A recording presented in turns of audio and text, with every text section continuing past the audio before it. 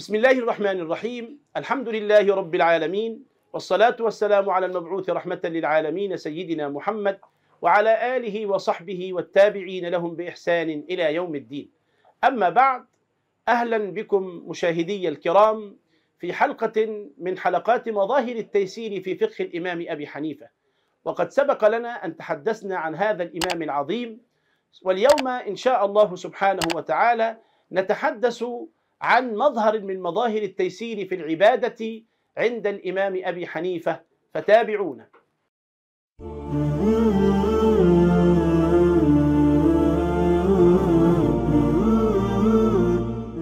بعد حمد الله والصلاة والسلام على سيدنا رسول الله، نقول إن الإمام أبا حنيفة رحمه الله في فقهه هذا العظيم الكبير لا نكاد نتخطى مسألة أو مسألتين إلا ونجد فيها مظهرا من مظاهر التيسير.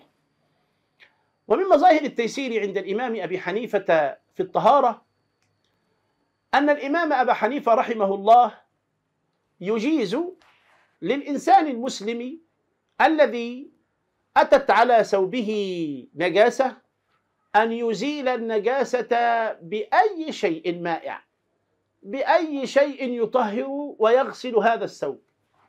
وهذا خلافا للأئمة الثلاثة، وخاصة الإمام الشافعي الذي يرى أنه لا يجوز التطهير للثوب إلا بالماء، فلا يطهر الثوب من النجاسة إلا بالماء.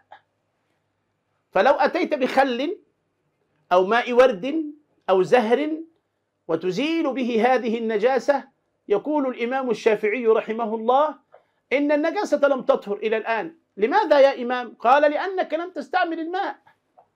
أما أبو حنيفة رحمه الله فيقول لا، النجاسة زالت، نعم زالت، انتهت القضية. إذا زالت النجاسة بأي شيء كان جازت الصلاة في هذا الثوب فقد طهر الثوب. يقول الإمام الشافعي لا يطهر الثوب من النجاسة إلا إذا استعملت الماء، وأنزلنا من السماء ماء طهورا، الطهور فقط هو الماء. ومع أنني شافعي المذهب إلا أنني أرى أن مذهب الإمام أبي حنيفة رحمه الله في هذه المسألة هو الأولى بالاتباع. فنحن الآن لا يكاد أحدنا يستعمل الماء القراح الصافي إلا نادرا. لا بد أن نضيف إلى الماء بعض الإضافات كالمساحيق التي تنظف الثياب من الغبار والتراب والنجاسة ونحوها. فلا بد أن نضع في الماء بعض المطهرات وبعض المساحيق التي تزيل النجاسة. وهذا ما عمت به البلوى.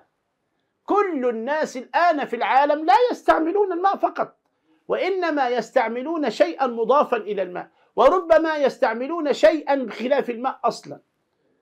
كثير من الناس لا يستعمل الماء في نظافة الثياب. طب إذا تنجست الثياب كيف تطهر يا إمام؟ قال يكفي أن تزيلها بأي مائع طاهر، انتهت القضية وأزيلت النجاسة من هذا الثوب. أما الأئمة فيقولون لا بد من الماء، وخاصة الإمام الشافعي رحمه الله، درسنا ذلك في كتاب الإقناع للإمام الخطيب الشربيني رحمه الله، يقول ولا تزال النجاسة إلا بالماء الطاهر. وفي فقه أبي حنيفة وتزال النجاسة بكل مائع طاهر. إذن القضية، طيب لماذا يا أبا حنيفة؟ ما الذي استندت إليه؟ ما هو دليلك على ذلك؟ لماذا تقول إن أي شيء مائع طاهر يزيل النجاسة؟ يقول أبو حنيفة رحمه الله، وانظروا إلى هذا الشيخ الكبير الذي ضرب الحياة، والذي مارس الحياة، والذي عنده خبرة كبيرة بالحياة، وخبرة بالنص القرآني أيضا، وخبرة بالنص النبوي أيضا، وخبرة وفهم في الشريعة الإسلامية. يقول ما الآية التي تدل على أنه لا بد أن أغسل الثياب حين الصلاة وأن يكون الثياب طاهرا؟ نقول له قال الله سبحانه في سورة المدثر بسم الله الرحمن الرحيم يا أيها المدثر قم فأنذر وربك فكبر وثيابك فطهر، وثيابك فطهر، هذا هو النص، وثيابك فطهر. يقول نعم. أذكر الماء؟ نقول له لا. أذكر أي شيء؟ لا. ثيابك فطهر، طهر ثيابك. بماذا؟ مطلق، مطلق. بأي شيء أطهره؟ لماذا اشترطت الماء؟ بأي شيء أطهره يطهر. وثيابك فطهر فقط. لم يذكر القرآن الكريم وهو النص المنزل للهداية والتشريع أي مائع أزيل به النجاسة، فأي مائع يزيل النجاسة تزول به النجاسة ويطهر الثوب. هكذا يرى الإمام أبو حنيفة رحمه الله. من مظاهر التيسير في فقه الإمام أبي حنيفة رحمه الله أنه يرى إخراج القيمة في الزكاة. زكاة الفطر كما هو معلوم، والزكاة عامة كما هو معلوم، واجبة على كل مسلم، وخاصة زكاة الفطر في رمضان. ونحن نعلم جميعا زكاة الفطر. زكاة الفطر هذه صاع من طعام، من بر يعني قمح أو شعير أو تمر أو زبيب، يخرج ليلة العيد أو آخر يوم من رمضان، يخرج إلى الفقير رعاية له ولئلا يمد يده إلى الناس. فنحن جميعا نكون سعداء في يوم العيد. لماذا نجعل الفقير يضطر إلى أن يتسول ويمد يده؟ أغنوهم، قال النبي صلى الله عليه وسلم، أغنوهم عن ذل السؤال في هذا اليوم. فأمر النبي صلى الله عليه وسلم بإخراج زكاة الفطر ليسعد جميع الناس يوم العيد. نعم. ماذا أخرج في زكاة الفطر؟ يقول حديث ابن عمر رضي الله عنه، هكذا يقول الأئمة الثلاثة، الإمام الشافعي ومالك وأحمد رضي الله عنهم جميعا، يقولون هذا نص، هذا نص حديث النبي صلى الله عليه وسلم الذي رواه ابن عمر: كنا نخرج زكاة الفطر في عهد النبي صلى الله عليه وسلم صاعا من تمر أو صاعا من بر أو صاعا من شعير أو صاعا من زبيب أو صاعا من أقط. نعم. الإمام أبو حنيفة ينظر ويقول: ألا تذكرون سيدنا معاذ بن جبل؟ هل يجوز أن نخرج المال بدلا من هذه الصيعان؟ إذا كان معي مال وأنا في بلدة حاضرة مدينة من المدن ليس عندي زراعة، هل يجوز أن أخرج المال؟ يقول أبو حنيفة: نعم. لماذا يا إمام؟ قال: ألا تذكرون حديث سيدنا معاذ بن جبل أنه ذهب إلى اليمن ولم يجد عندهم كثير من المزروعات وكثير من المواشي، فقال: أعطوني بدلا عن الزكاة قميصا جديدا أو قديما، أي نوع من أنواع القماش، أعطوني هذه الثياب بدلا عن القمح وبدلا عن الشعير. لماذا؟ لأن اليمن كانت مشهورة بالثياب، والصحابة الكرام في المدينة المنورة وفي مكة كان ليس عندهم ثياب كثيرة، فكانوا يأخذون الثياب من اليمن. فقال: بدلا من أن أحمل إلى النبي صلى الله عليه وسلم وإلى الصحابة الكرام وإلى الخلفاء أطنانا من الشعير وأطنانا من القمح وأطنانا من الزبيب، أعطيهم قدرا من الثياب يوازي هذه القيمة كلها. فأخذ سيدنا، وهو صحابي من الصحابة الكرام، سيدنا معاذ بن جبل أعلم الناس بالحلال والحرام، كما قال سيدنا رسول الله صلى الله عليه وسلم: أعلم الصحابة وأعلمهم بالحلال والحرام معاذ بن جبل. هذا نص حديث النبي صلى الله عليه وسلم.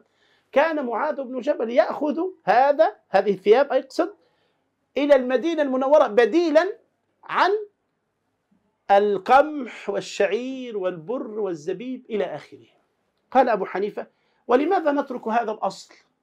يجوز لنا أن نخرج القيمة في زكاة الفطر من المال، من أي شيء يستر عورة الفقير، من أي شيء يسد جوعة الفقير، من أي شيء يسد حاجة الفقير يوم العيد. ما المقصود من الزكاة؟ نقول: المقصود من الزكاة أن نسد حاجة الفقير. حاجة الفقير إلى الثياب أولى، حاجة الفقير إلى المال أولى. ألا نريد أن نعطي هذا الفقير ليسعد؟ نعم، هو يسعد بثياب، خلاص أعطيه ثياب. هو يسعد بمال، أعطيه مال. هل يجوز أن نخرج القيمة؟ يقول: نعم، وعندي في هذا دليل. ما هو الدليل؟ أن معاذ بن جبل رضوان الله عليه فعل هذا أيام النبي صلى الله عليه وسلم والصحابة الكرام. هذا بعد نظر في النص، عمق في فهم النص. أيضا من مظاهر التيسير عند الإمام أبي حنيفة رحمه الله، وهذا أمر جميل جدا، أنه يجوز للإنسان العاصي أن يصلي الصلاة قسرا وأن يفطر في رمضان وهو يسافر حتى لو سافر إلى معصية. عند الإمام أبي حنيفة يجوز له أن يفطر في رمضان وإن سافر في معصية. نقول له لماذا يا إمام؟ قال لأن النصوص موجودة عامة مطلقة، لم تحدد هذا سفر للطاعة وهذا سفر للمعصية. وربما يا أخي ربما هداه الله في سفره، ربما كانت المعصية طارئة، ربما كان قد غواه الشيطان وأغواه الشيطان بسبب هذه المعصية، ربما لو استعمل الرخصة يتأدب مع الله، ربما لو استعمل الرخصة ينتبه إلى أنه عاصي. إذا قلنا ذلك لا يترخص ونضيق عليه في مسألة الصيام وفي مسألة السفر وفي المشقة، يدعوه هذا إلى أن يستمر في عصيانه. نحن نريد أن نهديه، نريد أن نأخذ بيده إلى الهداية، نقول له يا أخي حتى ولو سافرت سفر معصية يجوز لك أن تفطر. هل يجوز لي أن أفطر في رمضان وأنا عاصي لله عز وجل؟ نعم، الله كريم. يقول ما أكرم الله سبحانه. إذا سافرت إلى معصية هل يجوز أن أقصر الصلاة؟ يا أخي فكر أنت فقط في الصلاة، فكر في الصلاة. إذا فكرت في الصلاة وقصرت الصلاة ربما هداك الله. يقول الله عز وجل يحوطني ويرعاني ويعتبر هذه المشقة ويجعلني أقصر الصلاة فأصلي بدلا من 4 ركعات أصلي 2 ركعتين وأفطر في رمضان بدلا من أن أصوم. نعم، ربما هداه الله بسبب هذا. هذه نظرة الإمام أبي حنيفة في التيسير على الناس. ولعلمك أيها المشاهد الكريم أن التيسير أفضل من المشقة في نفوس العباد، وأن الأخذ بالرفقة أفضل من الأخذ بالعزيمة، وأن الأخذ بالأهون والأيسر على الناس أفضل من الأخذ بالمشقة والتشديد على الناس. هذا يجعل الناس ألين جانبا ويجعل الناس ترتمي في حضن الشريعة الإسلامية. أسأل الله سبحانه وتعالى أن يجعلنا جميعا ممن يستمعون القول فيتبعون أحسنه. هذا كما قلت غيض من فيض في فقه وتيسير الإمام أبي حنيفة رحمه الله. نكمل في حلقة قادمة. أقول قولي وأستغفر الله لي ولكم، والسلام عليكم ورحمة الله وبركاته.